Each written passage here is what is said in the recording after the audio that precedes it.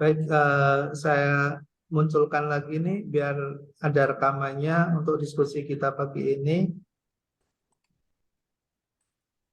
Ya, pertama dari sisi usia udah oke, kemudian kepemilikan usaha minimal yang ada di dalam Cuklak 1 tahun. Mas Diki mengusulkan 2 tahun. Mbak Ita gimana, Mbak? Saya setuju dengan Pak Diki, Pak, karena nanti kalau 1 tahun kita belum bisa melihat untuk track recordnya ya, mungkin naik turunnya seperti apa gitu. Alangkah baiknya minimal 2 tahun. Oh, baik. Iya. Terima kasih. Iya. Ini nanti kita koreksi dari 1 tahun menjadi 2 tahun. Baik.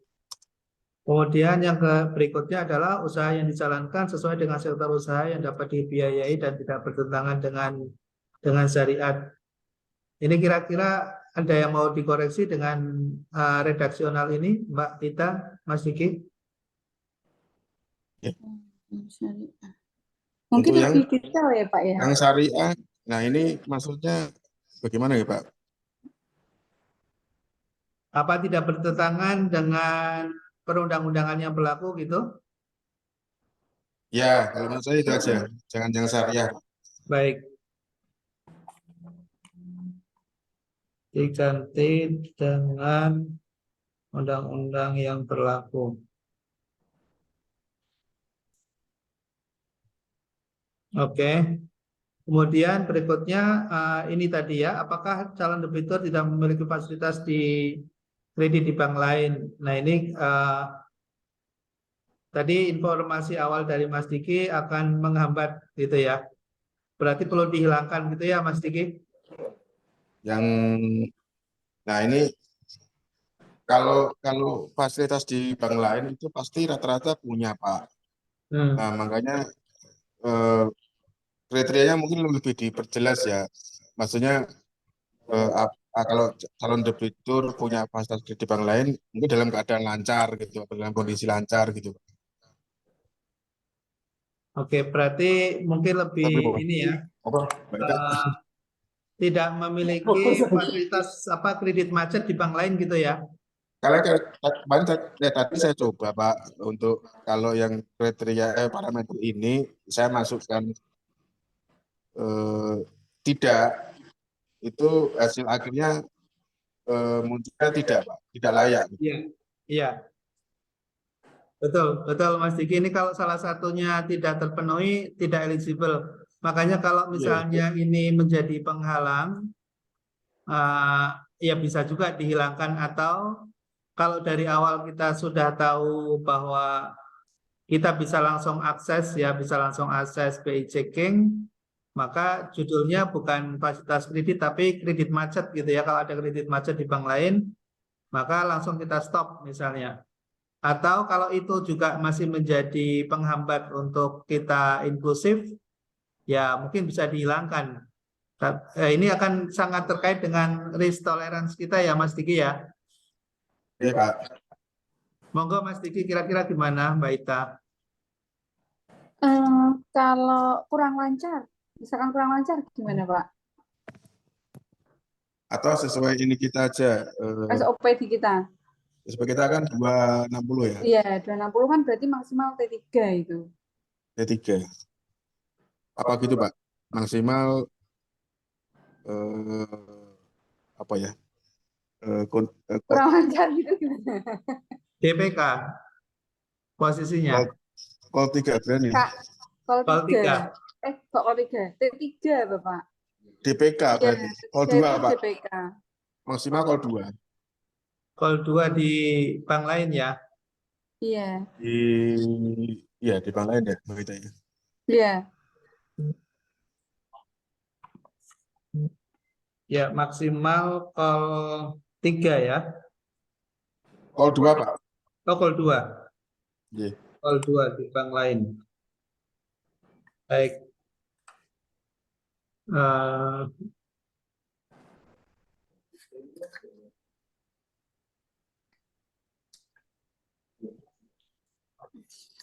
Lalu terkait dengan kelayakan, ya kelayakan secara deskriptif ini belum kuantitatif, jadi kita bisa melihat bahwa calon debitur kita itu memiliki modal sendiri. Pada saat dia sedang melakukan usaha, dia ada self financing ya, tidak sepenuhnya dibiayai oleh bank. Ini masih make sense, Mas Diki, Mbak Ita? Yang modal lain, modal sendiri. Ding. Ya, jadi debitur pada saat dia mengelola usahanya itu dia punya modal sendiri. Prinsipnya itu kita belum bicara berapa persen dia punya modal sendirinya. Artinya DER-nya belum kita hitung. Kita mendapat informasi bahwa yang akan kita biayai itu sebagian itu milik si calon debitur ya, sudah menjadi milik calon debitur, sudah punya modal sendiri.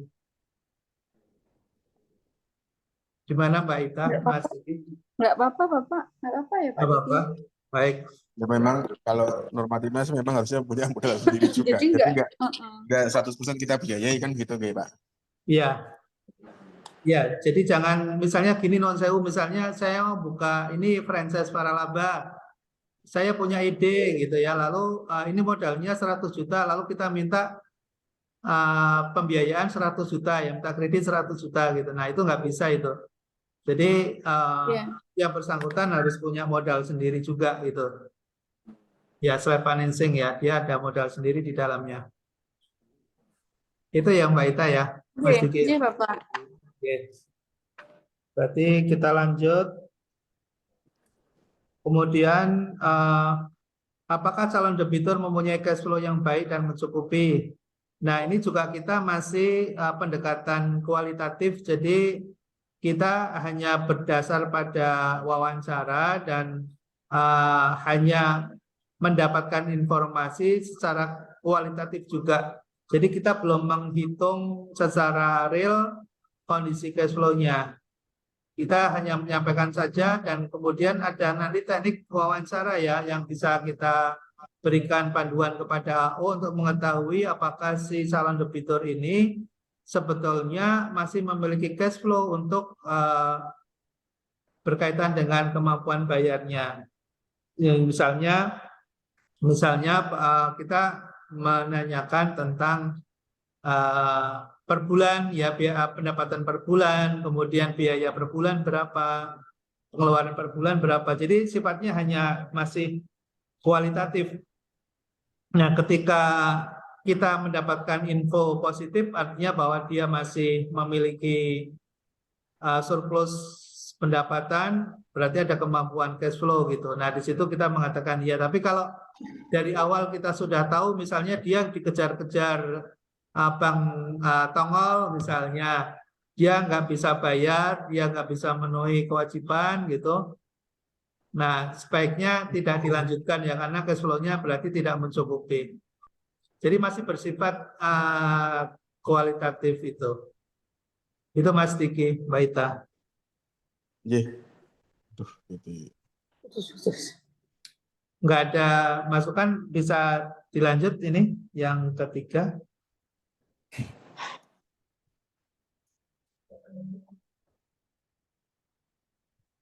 Lalu berikutnya, apakah pernah memohon kredit debitur? Ya, kredit debitur ditolak maksudnya yang bersangkutan ini mengajukan di tempat kita lalu ditolak. Nah, ini harusnya jawabannya bukan iya ya. Maaf, ini kayaknya salah juga nih. Karena kan mestinya ini pertanyaannya apakah ini akan menjadi persyaratan atau tidak ya. Kalau misalnya ini tidak, artinya apakah dia debitur kalau misalnya pernah mengajukan tapi kemudian ditolak oleh kita, apakah sekarang kalau mengajukan lagi bisa atau tidak itu ya, boleh atau tidak. Nah, menurut Mas Diki, Mbak Ita, gimana? Kalau yang sudah Bapak itu memang pernah ada salah satu debitur awalnya itu pengajuan di kita ditolak dan akhirnya pengajuan lagi di kita diterima. Jadi mungkin boleh, cuman kan kita lihat case by case-nya gitu gimana Bapak. Jadi ditolak itu kan bukan berarti karena tidak memenuhi syarat pada istilahnya karena mungkin contohnya dari sliknya yang bermasalah atau mungkin karena pada saat itu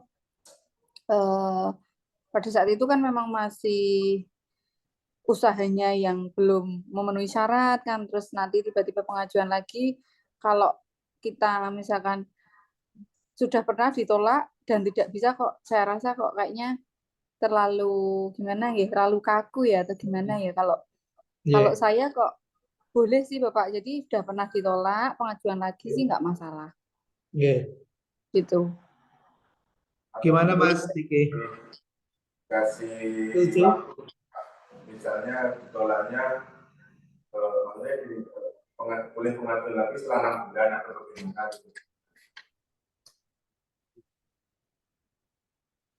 Mas Diki suaranya nggak kedengaran. Halo Pak. Halo. Ke-mute ya? Atau memang ke-mute atau ini Mas? Oh ya, halo. Ya. Iya Pak.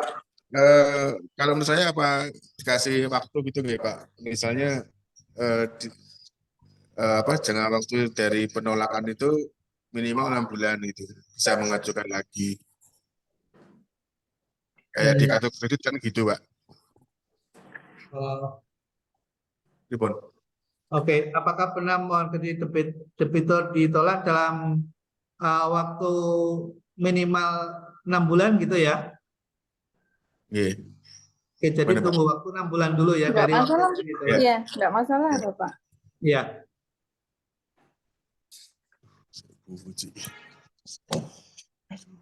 6 bulan. 6 bulan. Baik.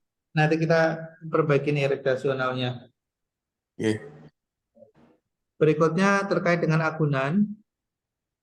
Apakah calon debitur bersedia menyerahkan agunan kepada bank? Ini juga kualitatif kesediaan untuk menyerahkan agunan atau tidak. Maka syaratnya harus bersedia gitu ya. Kalau tidak ya berarti tidak bisa lanjut. Gimana Mas Diki, Mbak Ita? Apakah ini bisa diterima? Iya, Bapak. Baik. Berikutnya adalah apakah penilaian agunan dengan harga pasar mampu mengcover pinjaman? Ini juga masih sifatnya kualitatif, belum kita lakukan visit, masih hanya interview ya. Jadi misalnya tahun berapa gitu ya, kalau kendaraan tahun berapa, kita tanya kondisinya seperti apa, apa masih bagus atau tidak, kemudian merek apa dan seterusnya, kemudian kita bisa melakukan taksasi secara cepat untuk bisa menilai dari nilai agunan itu, kemudian dengan pinjaman yang diajukan apakah masih bisa mengcover atau tidak gitu. Ini juga sifatnya masih kualitatif. Nah, kalau misalnya oke, kita asumsikan itu memadai, cukup mengcover, berarti syaratnya iya itu ya. Kalau tidak berarti nggak bisa dilanjut. Itu Mas Diki, Mbak Ita. Iya. Baik, lanjut ya. Pak Yonsewu yang cash flow baik tadi sudah dibahas ya. Untuk kriteria baiknya sampai seberapa gitu? Apa cukup positif? Oh ya, kalau ini juga masih kualitatif ya. Jadi kita berdasarkan dari interview, kita bisa mendapatkan gambaran apakah yang bersangkutan memiliki surplus pendapatan atau tidak gitu ya. Jadi misalnya kalau dia gajinya berapa, kalau dia jualan sehari berapa gitu. Lalu kemudian kebutuhan per bulan untuk rumah tangga berapa, ini juga masih belum terlalu detail, masih hanya pertanyaan-pertanyaan sederhana. Nah, nanti AO akan langsung bisa menangkap bahwa yang bersangkutan calon debitur ini memiliki surplus pendapatan yang masih cukup ya untuk menerima kredit dan membayar angsuran. Jadi ada kemampuan, ada willingness, kemudian ada capacity repayment-nya masih bagus, masih bisa. Ini sebetulnya juga untuk menguji ini nanti Mas di scoring. Jadi karakternya gimana, kan ada yang terlalu berlebihan gitu ya. Nanti akan bisa di cross nanti dengan apa, dengan analisis lanjutan. Jadi ini masih analisis awal ya untuk mengcapture profiling performance dari profil dari calon debitur kita. Oke. Itu Berarti Mas. belum ada kriteria bahwa yang penting dia kondisinya positif gitu ya Pak ya, cash flow-nya Iya, positif gitu. iya, cash flow-nya positif. Oke. Jadi nanti AO memang benar-benar dia terlatih gitu ya, terlatih untuk bisa mengidentifikasi awal ini dengan berdasarkan dari pengetahuan yang dia miliki, pengalaman, keterampilan untuk menghitung cepat gitu ya. Jadi misalnya menambah-nambahkan, tanya pendapatan berapa, istri punya pendapatan apa enggak, ada pendapatan lain atau tidak gitu. Jadi artinya dia sudah automatically dia bertanya itu langsung mencatat gitu. Lalu pengeluaran berapa. Jadi tidak ada kesempatan bagi calon debitur untuk ngarang gitu. Nah, jadi kalau orang sudah melihat ke atas sambil begini itu udah ngarang tuh Mas gini. Kira-kira nah, itu udah ngarang tuh. Tapi kalau Oh iya ditanya iya. langsung jawab, yang ditanya langsung jawab, misalnya Mbak Ita pendapatannya berapa sih per bulan? Oh, 10 juta itu langsung cetak 10 juta itu ya. Kemudian pengeluaran gimana Bu untuk rumah tangga? Oh, saya itu biasanya habis 4 juta misalnya. Nah, itu langsung tek tek tek itu nggak ada kesempatan untuk ngarang tuh, ya. Jadi nah di situ nanti langsung si AO itu mencatat itu langsung kemudian bisa menjumlahkan nanti, bisa menganalisa sederhana, ya. Oke.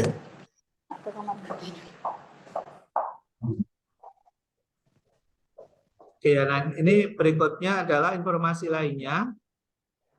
Apakah calon debitur bersedia dan sanggup melengkapi dokumen yang dipersyaratkan? Ini persyaratan mutlak juga ya, kalau dia nggak sanggup Ya, misalnya, ya kita nggak bisa lanjut gitu. ya. Itu Mas Diki ya. Ya, oke Pak ini. Oke. Lalu apakah debitur akan menerima semua ketentuan yang diberikan oleh bank? Ini persyaratan mutlak juga ya, menurut saya. Ya, Nah, ini tadi ada pertanyaan yang terakhir dari Mas Diki, apakah calon debitur mempunyai karakter yang baik? Lalu standarnya dari mana gitu? oke. Oke. Nah, ini berdasarkan dari yang ditangkap oleh si account officer melalui beberapa informasi dan sumber informasi. Ya misalnya kita tahu bahwa yang bersangkutan misalnya kalau orang Jawa bilang itu apa pokrol misalnya. Dia nggak ngerti hukum pokoknya ini misalnya gitu ya. Lalu sering apa namanya bertengkar gitu ya dengan tetangga dengan lain gitu. Uh, apa namanya yang bersangkutan mungkin pernah kita dengar ada berita yang negatif dan sebagainya gitu. Nah, atau misalnya dia memiliki profesi tertentu misalnya yang memang kita hindari misalnya.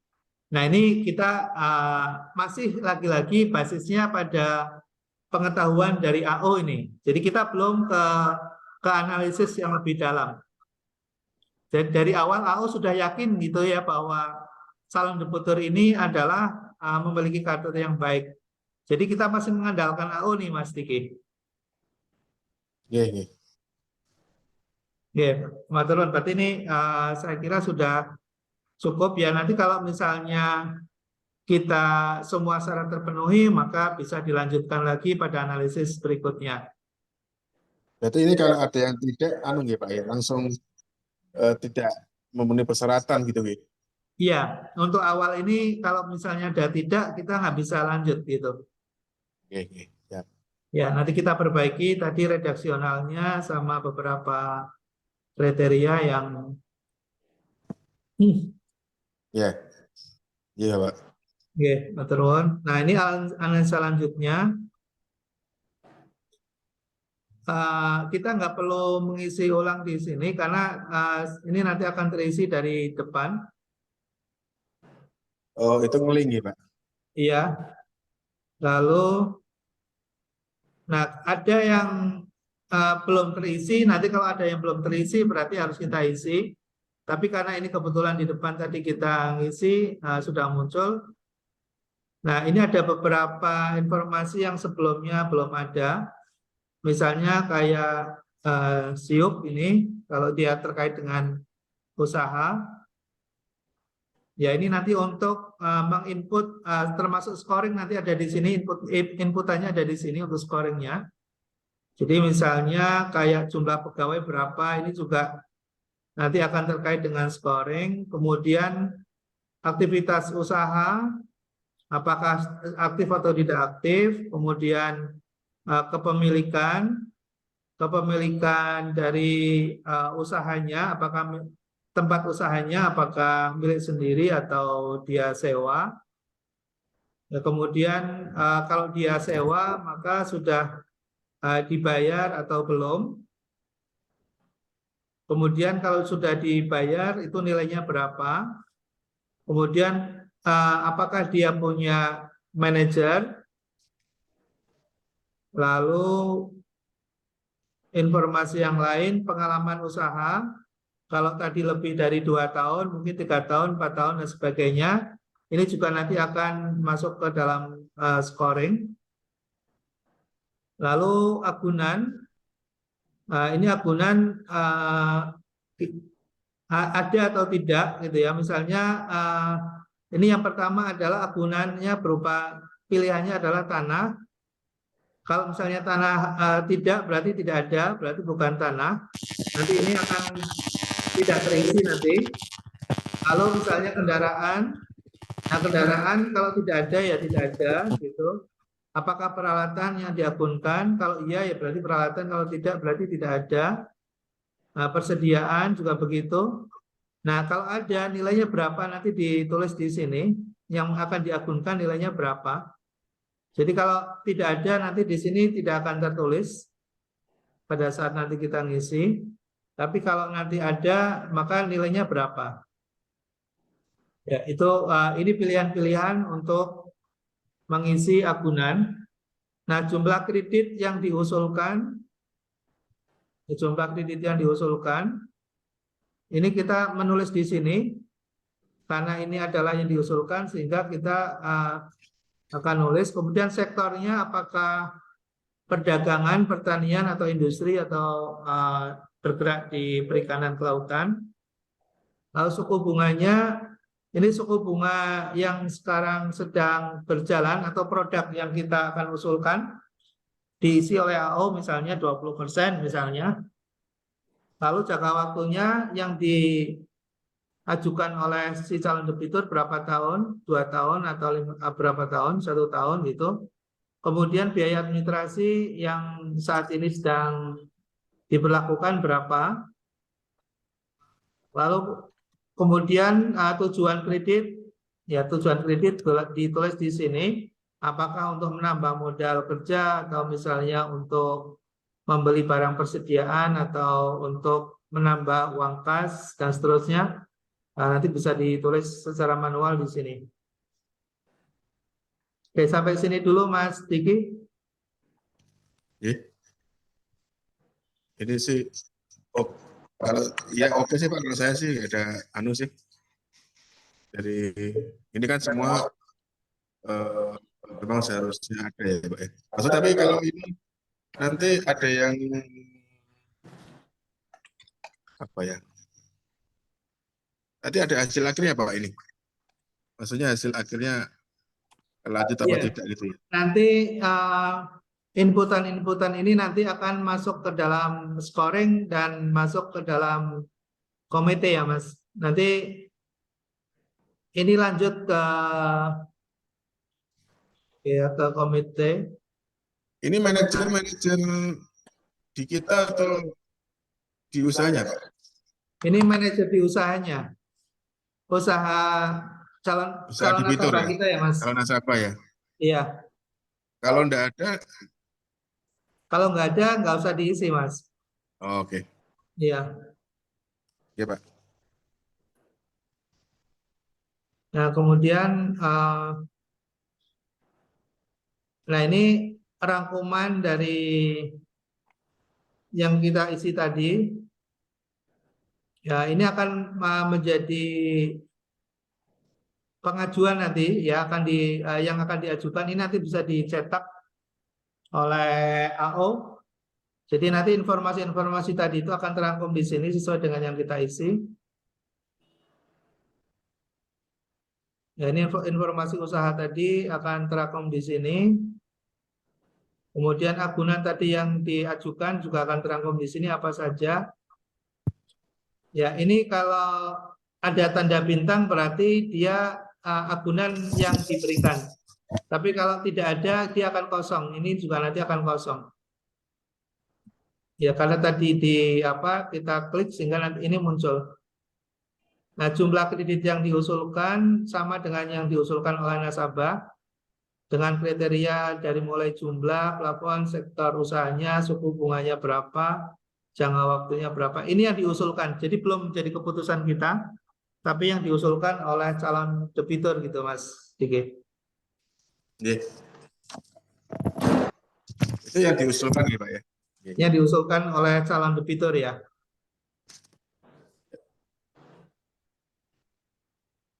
Nah, berikutnya adalah nah ini karena usaha sehingga pasti ada persediaan. Ya, ini sebetulnya bisa digunakan untuk multi sektor. Jadi kita ingin tahu kalau dia punya usaha, mestinya dia punya barang yang disediakan untuk dijual. Nah, kalau misalnya dia usahanya warung, berarti kita harus tahu juga produk yang dijual itu apa saja. Nah, ini kita akan latih kepada AO untuk belajar melakukan analisis usaha secara benar. Jadi tidak hanya, kalau tadi kan di depan hanya tanya aja, misalnya penjualannya berapa gitu ya, kemudian berapa nilai persediaan misalnya. Nah, kalau yang benar, ini ya, yang benar, yang diajarkan selama ini gitu di dalam berbagai modul berbasis kompetensi, memang ini menjadi keharusan yang diisi oleh AO ya untuk mengetahui kapasitas dari calon debiturnya ini. Maka kita harus menanyakan satu persatu atau langsung bisa visit ya, melihat kemudian menulis ya produknya apa, stoknya berapa, langsung tanya juga harga jualnya berapa, harga belinya berapa. Nah, nanti di sini akan muncul total harga jualnya dan total harga belinya dari masing-masing produk. Nanti akan ketemu laba kotornya langsung di sini. Nah, lalu kalau kita udah isi semua, nanti akan mendapatkan informasi jumlah persediaan barang dagangannya ada, kemudian nilai jualnya juga ada, kemudian estimasi labanya juga nanti akan muncul. Nah, ini nanti akan menjadi inputan bagi pertama bagi neraca. Kalau neraca nanti ada barang persediaan, berarti nanti ambilnya dari inputan tadi. Nah, kalau yang belum ada seperti kas, kita tanya dia punya uang kas berapa saat ini. Nah, ini harus diinput lagi. Ya, kemudian kalau dia punya emas misalnya, maka kita juga input. Kalau punya tabungan, berapa nilai tabungannya? Ya, kita juga harus input lagi. Deposit, ya kalau dia punya deposito, berapa nilainya? Lalu piutang, kita harus input juga kalau dia berdagang masih punya piutang. Lalu kalau misalnya dia punya usaha, kemudian proses pengolahan masih berjalan, kita juga bisa tanyakan berapa nilainya yang saat ini sedang dalam proses produksi. Nah, kemudian juga tanah yang dia miliki nilainya berapa, gedung berapa, dan sebagainya, ini harus diisi. Ya, sehingga nanti untuk neraca akan terbentuk. Nah, ya ini input. Nah, input lainnya adalah untuk memberikan input neraca pinjaman. Kalau dia punya pinjaman di lembaga lain, kita akan tanyakan juga ya berapa plafonnya, kemudian angsurannya berapa, kemudian outstandingnya sisa berapa sekarang. Ini nanti akan menjadi inputan dalam neraca. Nah, itu semua tadi yang kita input itu nanti akan masuk ke dalam laporan neraca. Ya, ini bukan persediaan barang tapi neraca. Ini neraca.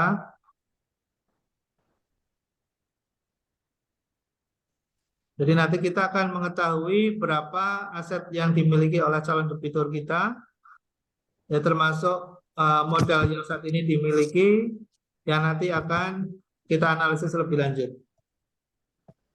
Ini neracanya berdasarkan dari inputan-inputan tadi. Mas Diki, mungkin Mbak Ita ada yang ini mau ditanyakan?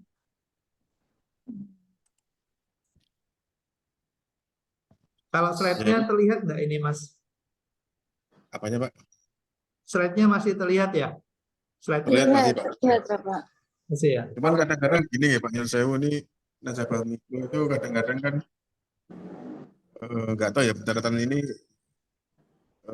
agak susah ya. Ini mungkin berapa nih? Apa ya, kadang-kadang agak susah Pak pencatatan ininya Pak, laporan keuangannya ini. Memang tantangannya nanti di AO sih Mas, bukan di nasabah. Artinya AO-nya punya kompetensi apa Menggali, enggak ya? menggali ini gitu kata-katanya. Iya, karena kan Ya. kalau nasabah kan tergantung kitanya, tergantung teknik kita bertanya gitu ya, tergantung apa namanya keuletan kita untuk mendapatkan informasi gitu. Kita mungkin akan bertanya apakah nanti ini datanya berguna atau tidak. Yang pasti kan ini pertama untuk mendapatkan informasi yang benar. Kemudian yang kedua, kita bisa memiliki statistik, Mas. Kan Mas Dimas kan lagi sedang bermimpi ke depan punya database gitu ya.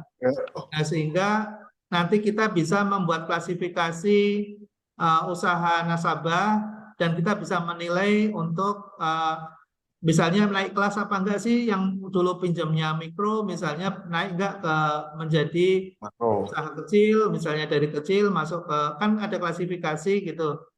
Nah, ini bisa menjadi database Mas, tapi kalau kita nggak menginput data ini, ya kita tidak bisa punya data gitu, nggak punya baseline datanya, nggak ada. Ya Pak. Iya Mas, ini kebetulan ini dijalankan oleh BRI, ini dijalankan oleh BPD juga Mas, jadi ini sudah dipakai oleh BPD juga.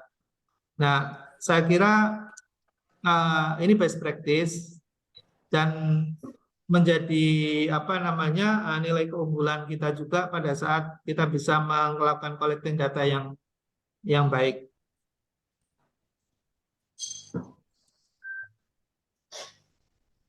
Nah, kemudian arus kas, ya arus kas.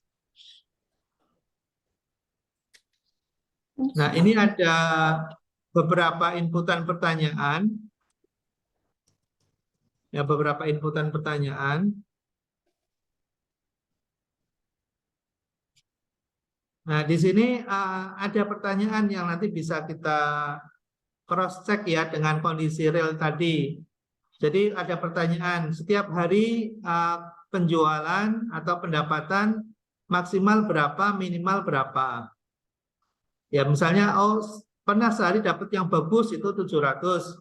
Kalau kondisi sepi 500 misalnya. Jadi ini dasarnya bisa mingguan, bisa bulanan pertanyaan kita. Nanti ini akan menjadi input di neraca. Lalu biaya operasional ya, biaya operasional, kemudian sewa, kalau kita sewa berapa, kemudian biaya untuk listrik, biaya untuk telepon, transportasi, pembayaran hutang kalau dia punya hutang. Ini karena terkait dengan arus kas ya, sehingga kita akan tanyakan juga bulanan itu punya kewajiban bayar hutang berapa. Nah, lalu ada pendapatan lain-lain dari keluarga, misalnya dari suami atau dari istri juga kita perlu input. Ya karena prinsip di usaha mikro itu masih tergabung antara usaha dengan pribadi dan keluarga. Jadi analisanya juga akan tidak bisa dipisahkan ya antara pendapatan usaha dan pendapatan keluarga. Maka kemudian pendapatan keluarga juga dimasukkan ini dalam analisa. Nah, lalu biaya keluarga juga dimasukkan sebagai unsur pengeluaran. Ya, biaya keluarga juga dimasukkan dalam unsur pengeluaran. Ditanya, nah, dari mulai untuk konsumsi rumah tangga, untuk sewa, listrik, transportasi, dan sebagainya. Lalu, ya, terus berikutnya ini untuk produk, ya produk yang sesuai, ya produk yang sesuai dan berdasarkan dari analisa, apakah ada perubahan? Ya, ini plafon ya, bukan platform, maaf, ini kayaknya salah.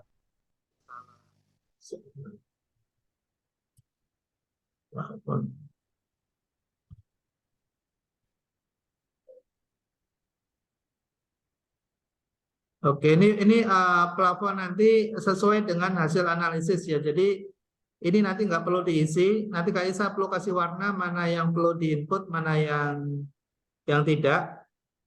Nah, kemudian nama petugas kita perlu input di sini AU kita. Ya, lalu ini sudah disurvey atau belum? Ya, kalau sudah. Kalau belum berarti belum. Oke. Nah, lalu kemudian berikutnya ada satu inputan lagi yang diperlukan, ya, yaitu pada saat kita melakukan survei tadi, apakah ada pembelian barang yang dilakukan, ya, pembelian barang yang dilakukan itu untuk menambah inputan update dari posisi neraca. Jadi kita perlu tahu juga ya supplier-supplier yang selama ini memasok UKM kita itu siapa. Kemudian berapa nilainya, ya berapa nilainya. Ini yang sifatnya adalah kita belum membayar. Mohon maaf, ini adalah hutang ya, hutang atau supplier yang memberikan stok atau persediaan kepada calon debitur gitu yang masih menjadi hutang. Nah, nilai hutangnya berapa? Lalu kemudian suppliernya siapa? Ya, ini untuk membantu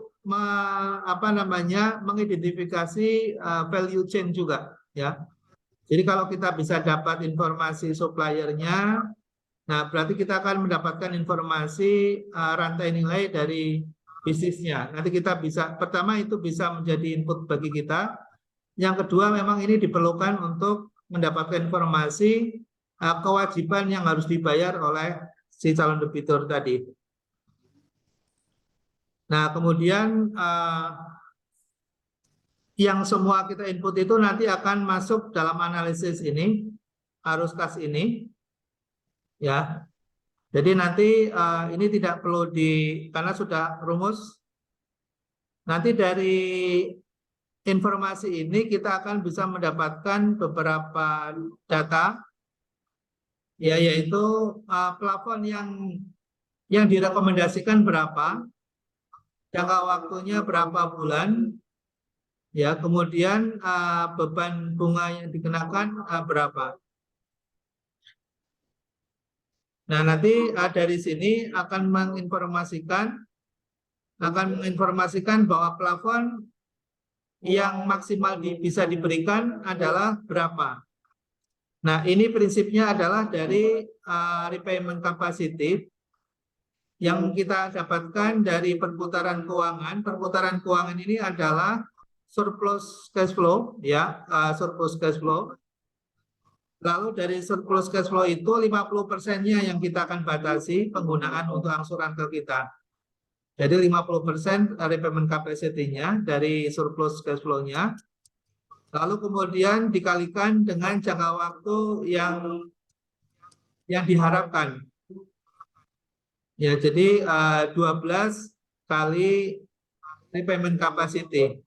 Sehingga rekomendasi untuk maksimal kredit yang diberikan ya sejumlah ini. Nah, ini 12 juta itu adalah perkalian dari jangka waktu dengan repayment capacity-nya. Ya, jadi pengajuannya 15 juta, tapi kita merekomendasikan dari hasil analisis ini adalah 12.900.000. Nah, ini dari sini ya kemudian akan masuk dalam loan komite. Ini nanti dokumen yang akan masuk ke dalam komite untuk disetujui atau mau ditolak. Ya, untuk disetujui atau ditolak. Sini. Lalu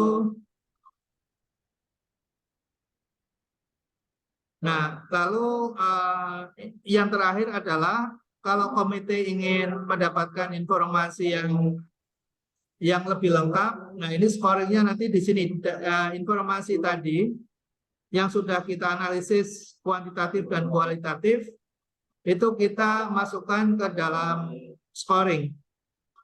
Ya, kita masukkan ke dalam scoring. Kita kan sudah tahu informasinya semuanya, sehingga scoring ini sudah bisa kita isi.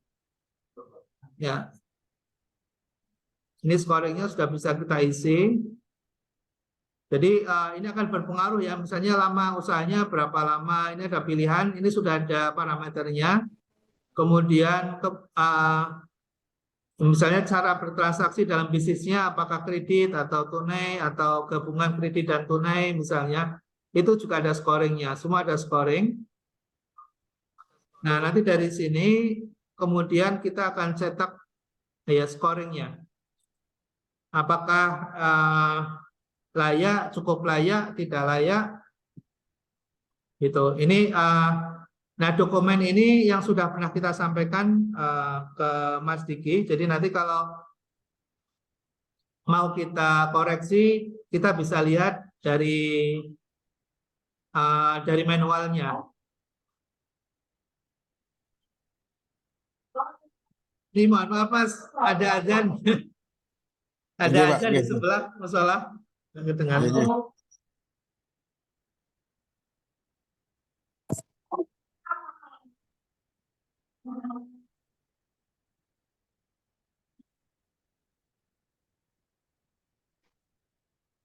oke.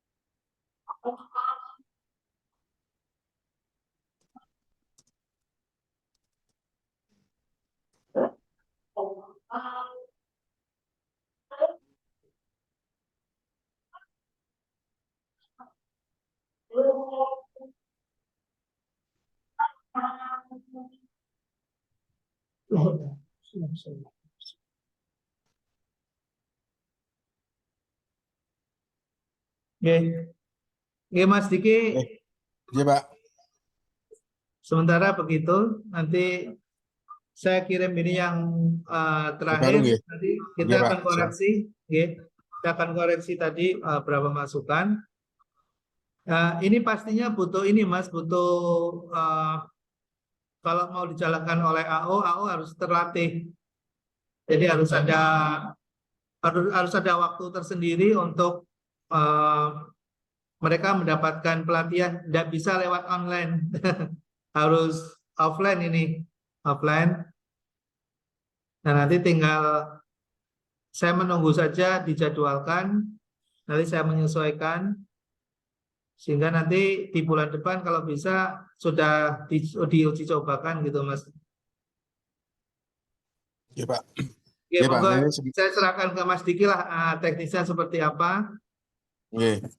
Ini masih dalam bentuk Excel, nanti kita diskusikan dengan Mas Andre ya untuk ininya, untuk computingnya.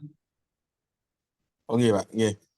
Ya itu untuk sementara menunggu jadwal pelatihan itu kan kami coba eh, gunakan dulu Pak.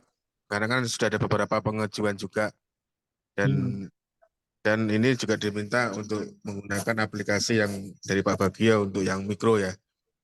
Makanya untuk sementara untuk kita pakai yang itu nanti sambil menunggu pelatihan. Jadi teman-teman juga sudah punya gambaran gitu Pak. Iya. Ya mungkin nanti Iya. dijadwalkan di awal bulan gitu Pak. Kayaknya kalau di akhir bulan gini banyak kegiatan. Oke. Oke, Mas Diki, matur nuwun. Ini suaranya saya nggak bisa nangkep karena suara keras sekali ini di sini. Dari Oh iya, iya. dari musola ini keras banget. Iya. Terus saya, nanti Iya, saya nggak apa-apa. direka. Nanti saya intinya ini kita mau pakai dulu Bapak selama nanti menunggu jadwal pelatihan. Oke, Itu Mas sih. Diki, matur nuwun. Oke. Mbak Ita ada masukan nggak? Jadi Mbak Ita cukup Bapak. Nanti Oke. ini coba kita terapkan dulu. Nanti pelaksanaannya bagaimana nanti saya kabarin Pak. Kalau ada kekurangannya nanti kita mungkin menghubungi Pak Bagio. Mungkin bisa saya, mungkin dari Mbak Ita, mungkin nanti kalau diperlukan ya Pak. Nyun sewu. Oke. Oke. Oke, matur nuwun Mas Diki. Oke, matur nuwun Bapak. Ya, terima kasih Terima Bapak. kasih, Mbak Ita. Nyuwun yang tadi ya Pak ya terbaru nih Pak. Oke, lewat WA ya Mas. Ini suaranya Oke. kok kenceng banget apa di sebelah saya. Enggak, Oke Pak, enggak ini matur guys. nuwun. Iya, matur nuwun Pak. Oke, Izin lihat ya Pak. Assalamualaikum. Iya. Waalaikumsalam.